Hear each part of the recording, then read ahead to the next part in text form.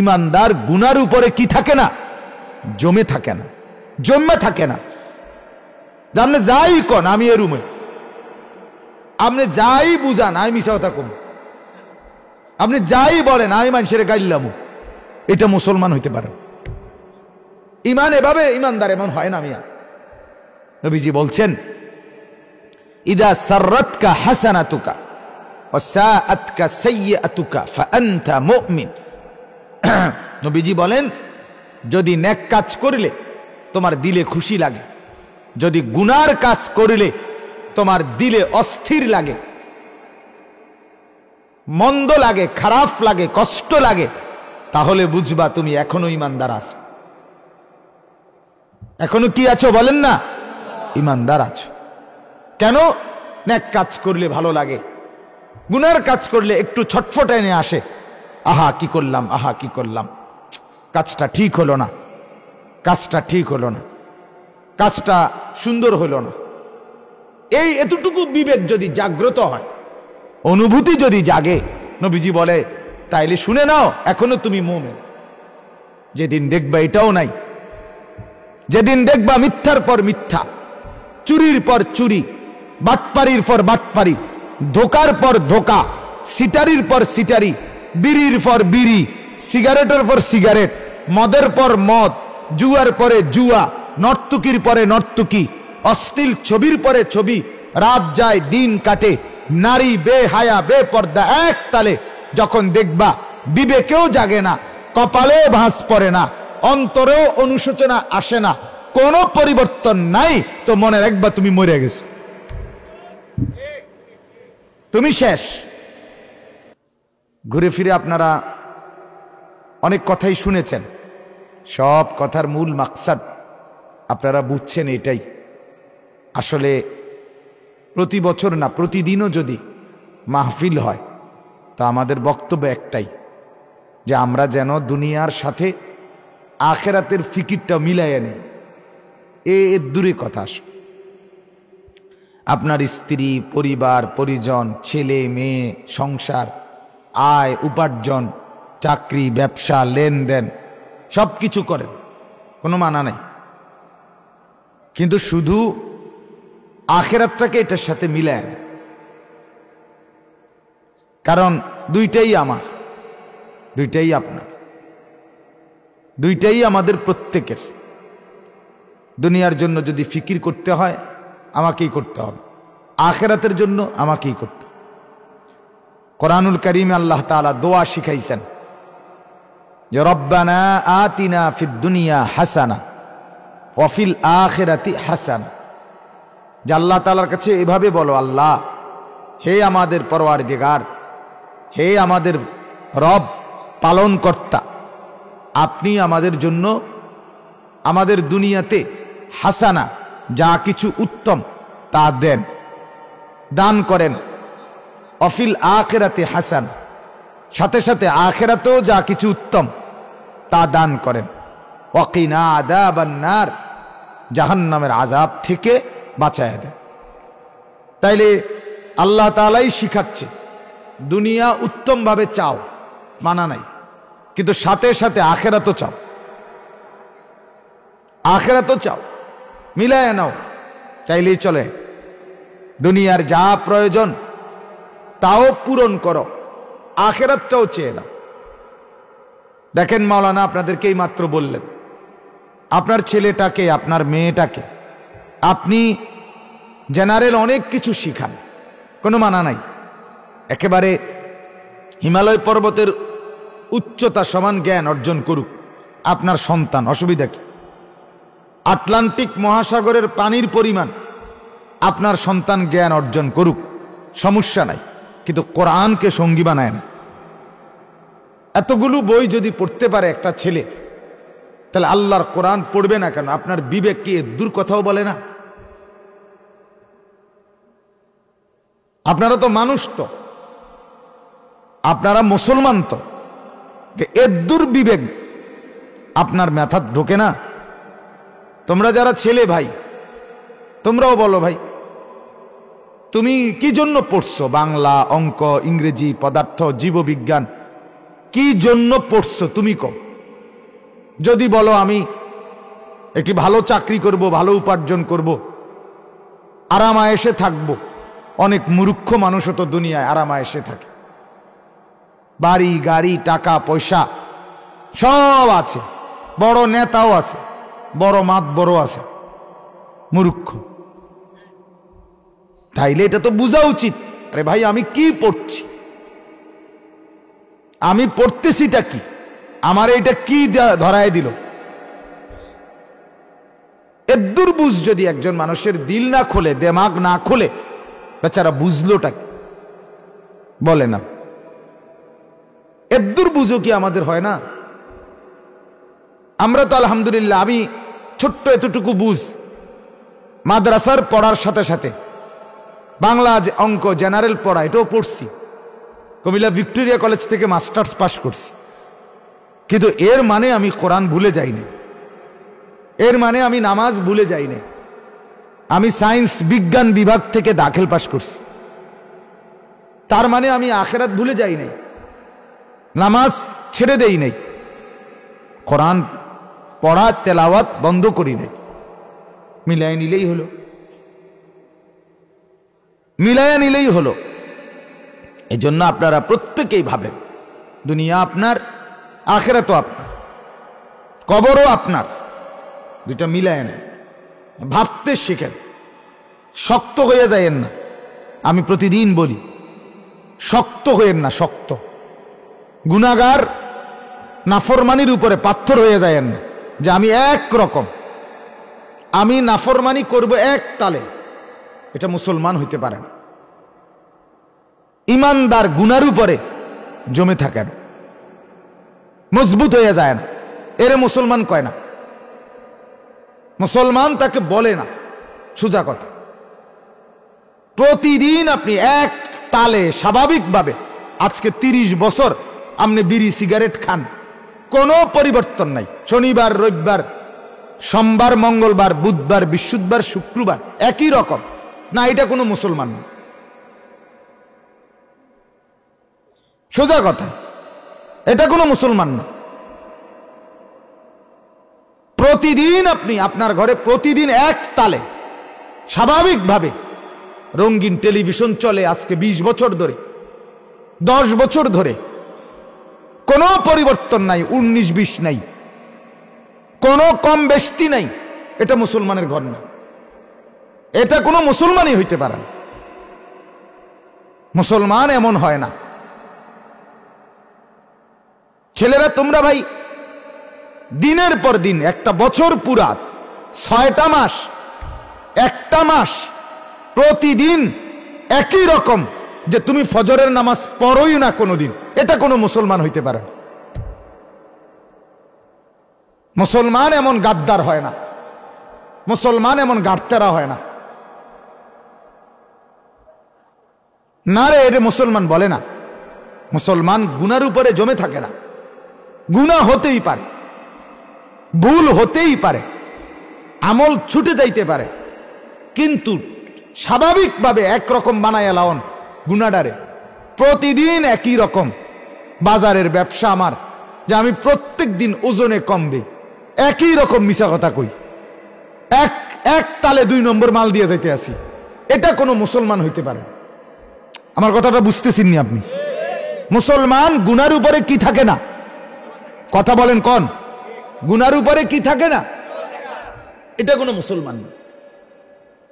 এটা জন্তু জানোয়ার হইতে পারে, মুসলমান হইতে পারে না, হাইওয়ান হইতে পারে, হাইওয়ান হইতে পারে। একটা মুসলমান পরিচয়দারী তুমি ছেলে, তোমার একদিনও নামাজ পড়তে মন চায় না, আরে তোর তুই মানুষে না বেটা,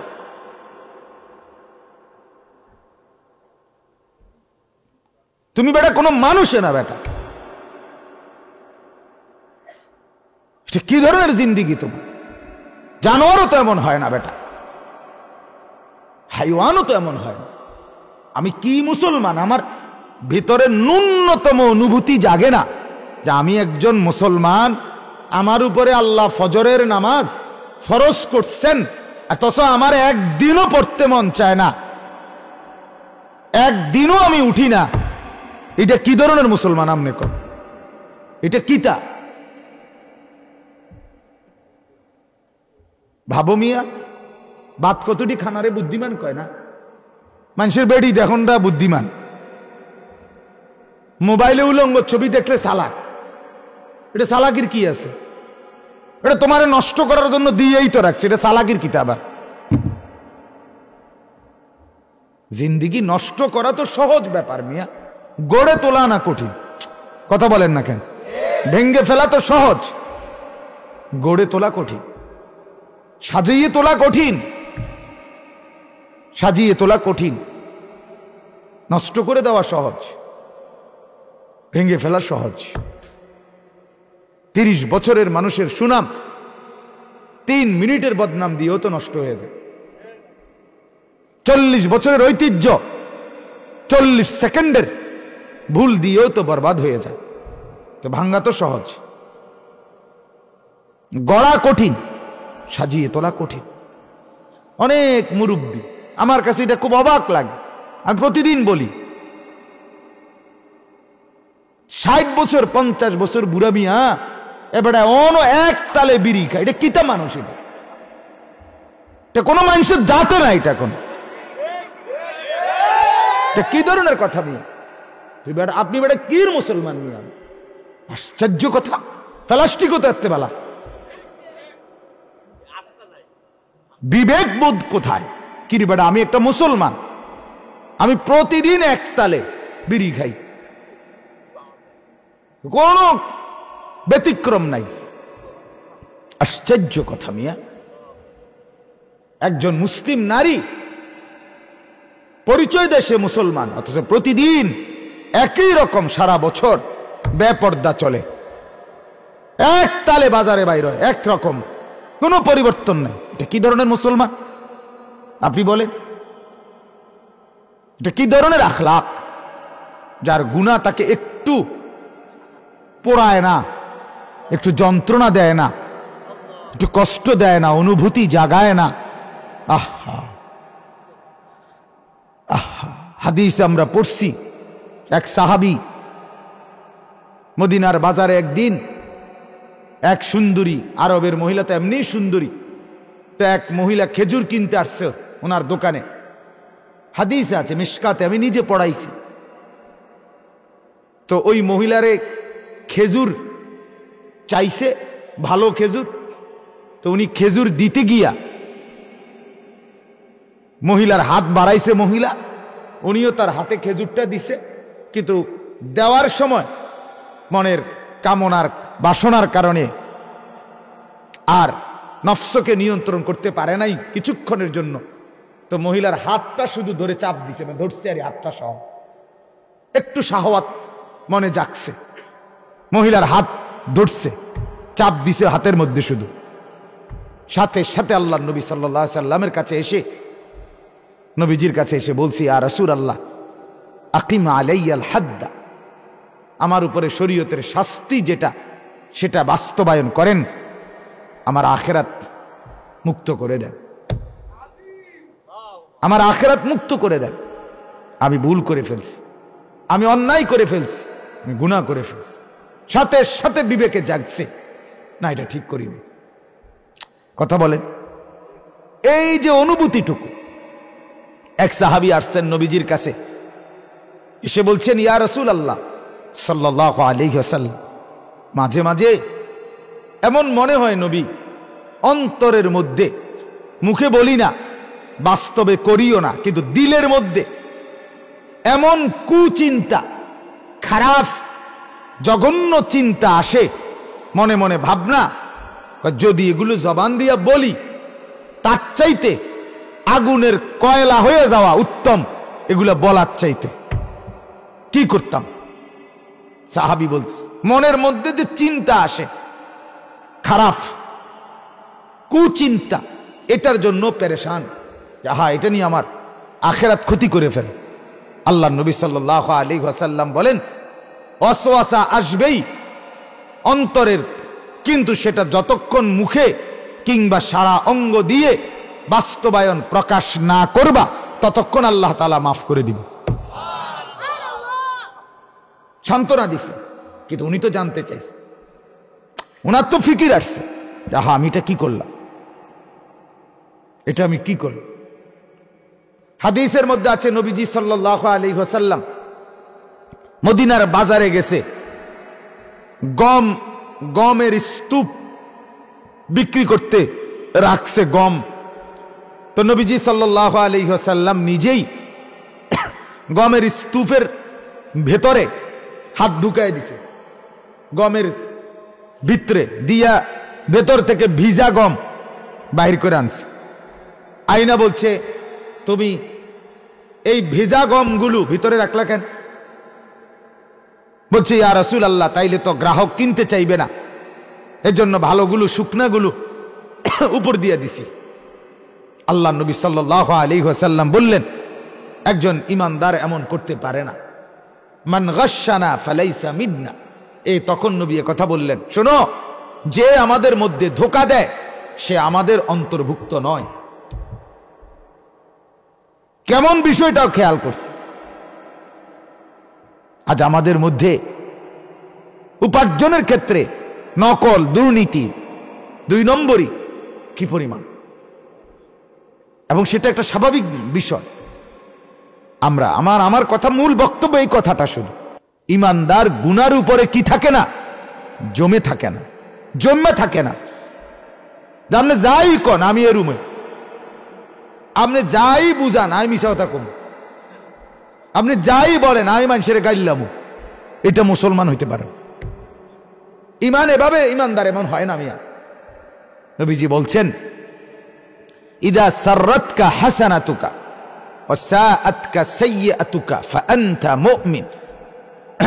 নবীজি বলেন, যদি নেক কাজ করলে তোমার দিলে খুশি লাগে, যদি গুনার কাজ করলে তোমার দিলে অস্থির লাগে, মন্দ লাগে, খারাপ লাগে, কষ্ট লাগে, তাহলে বুঝবা তুমি এখনো ইমানদার আছো। এখনো কি আছো বলেন না? ইমানদার আছো। কেন? নেক কাজ করলে ভালো লাগে, গুনার কাজ করলে একটু ছটফটানি আসে, আহা কি করলাম, আহা কি করলাম, কাজটা ঠিক হলো না, কাজটা ঠিক হলো না, কাজটা সুন্দর হলো না। এই এতটুকু বিবেক যদি জাগ্রত হয়, অনুভূতি যদি জাগে, নবীজি বলে তাইলে শুনে নাও, এখনো তুমি মুমিন।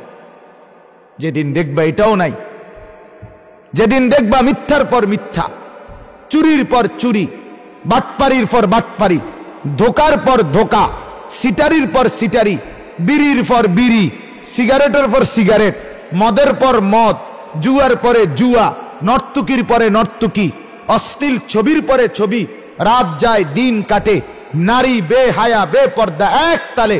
যখন দেখবা বিবেকেও জাগে না, কপালেও ভাঁজ পড়ে না, অন্তরেও অনুশোচনা আসে না, কোনো পরিবর্তন নাই, তো মনে রাখবা তুমি মরে গেছো, তুমি শেষ, তুমি আর নাই, তোমার আর কিছুই রইল না, তুমি মরা, বিবেকহীন। কুরআনুল কারীমের মধ্যে আল্লাহ তাআলা বলছেন, ওয়ালা তাকুনু কাল্লাযীনা নাসুল্লাহা ফাআনসাহুম আনফুসাহুম। রব্বুল আলামিন বলেন, বান্দা এমন হইও না। কেমন? আল্লাহ বলেন, এমন হইও না যে আমি আল্লাহকে ভুলতে ভুলতে একদিন কিন্তু আমি রাগ করে তোমার নিজেকেই তোমার থেকে ভুলায় দেব। বহুত দিন আমারে মনে করো নাই না, আচ্ছা একদিন দেখবা আমি এমন বানায় দেব তোমারে আর মনেই হবে না তোমার নিজের কাছেই তুমি যে মানুষ, তোমার নিজের কাছেই তোমার মনে হবে না তুমি যে মুসলমান। আপনি মনে করেন তো রাস্তার পাশে যে সমস্ত যুবক ছেলে খারাইয়া মতে, তার মনে আছে তে মুসলমান, তার মনে আছে? এটা একটু মনে নাই, তার মোটেই মনে নাই, খেয়ালে নাই তার, তার মুসলমান বহুত আগে বুঝলে গেছে, গত বছরে বুঝলে গেছে। তাইলে মানুষ আছে, সমাজ, এলাকা, পাড়া, মহল্লা, মুরব্বী, বাবা, চাচা, আত্মীয় স্বজন থাকতেও যে ছেলেটা অবৈধ আরেক মেয়ের সাথে অশ্লীল সম্পর্ক গড়ছে দিনের পর দিন, মদ নেশা জুয়া জিনা ব্যভিচার করছে, আপনার কি মনে হয় তার মনে আছে সে মুসলমান? তার মানুষই তো মনে নাই তার কাছে। আল্লাহ বলে নাফরমানি করতে করতে আমি তাকে ভুলাইয়া দিছি নিজেকেই, তার আর মনে নাই, তার আর মনে নাই। উলাইকা হুমুল ফাসিকুন, আল্লাহ বলে এরা ফাসিক, এরা প্রকাশ্য পাপী, প্রকাশ্য পাপী। আল্লাহ আমাদেরকে মাফ করে দেন। এজন্য ভাই দয়া করে এতগুলো পেছনের কথা থেকে এটা বলতে চাইছি, আজকের বয়ান না, শুধু প্রতিদিন আলেমদের যত বয়ান হয় সব কিছুর একটাই কথা, আপনার বিবেককে জাগান, আখিরাতের ফিকির তৈরি করে। আপনি মুসলমান, যত কিছুই বলে, আপনি ইসলাম বাদ দিয়া, কোরআন বাদ দিয়া অন্য কিছুতে নিজেকে বুদ্ধিমান ভাইবেন না, আল্লাহর দোহাই। কারণ পারতেন না, কোরআন ব্যতীত ইসলাম ব্যতীত অন্য কিছু দিয়া মুসলমান বেঈমানদের সাথে কুলাবে না কোনোদিন, কোনোদিন। এই মেশিন, যন্ত্রপাতি, গবেষণা, প্রযুক্তি, আধুনিক অস্ত্র, হ্যাঁ, আরো না আপনার 14 গোষ্ঠীও যদি একসাথে বানায়, এরপরেও ইহুদি আর খ্রিস্টান বেঈমানদের সাথে পারতেন না। এটাই সত্য, এটাই সত্য। ইমানদার পুরা কোরআনে ইমানদারের বিজয়, মুসলমানের বিজয় কোথাও যন্ত্র, মেশিন, এরপরে দিয়ে বিভিন্ন আপনার অস্ত্র সামান, এগুলোর উপরে কোথাও রাখে নাই। 1450 বছরের ইতিহাসে আল্লাহ বলছেন মুসলমানের বিজয়ের মূল মন্ত্র অস্ত্র শস্ত্র, মাল সামানা, যন্ত্রপাতি, মেশিন, এগুলো না। মুসলমানের বিজয়, মুসলমানের ঈমান, মুসলমানের সেজদা, মুসলমানের কোরআন। এটাই সত্য, এটাই সত্য কথা। আমাদের বিজয় এখানে। वो जमाना मुअज़्ज़ज़ होते हामिले कुरान होकर और तुम खार जलील होए तारिके कुरान होकर। আল্লামা ইকবাল বলছে, হায় দুনিয়ার মুসলমান, এক জামানায় মুসলমান সম্মানিত ছিল কোরআন আঁকড়িয়ে ধরে, আজ তোমরাই মুসলমান ঘৃণিত এবং লাঞ্ছিত হলে কোরআন ছেড়ে দিয়ে। वो जमाना मुअज़्ज़ज़ होते हामिले कुरान होकर और तुम खारो जलील होए तारिके कुरान। তারা ছিল হামিলে কোরআন, আমরা হলাম তারিকে কোরআন। তারা ছিল সকলেই কোরআন পড়তে পারত, আমরা অল্প কিছু পড়তে পারি আর অধিকাংশই পারি না।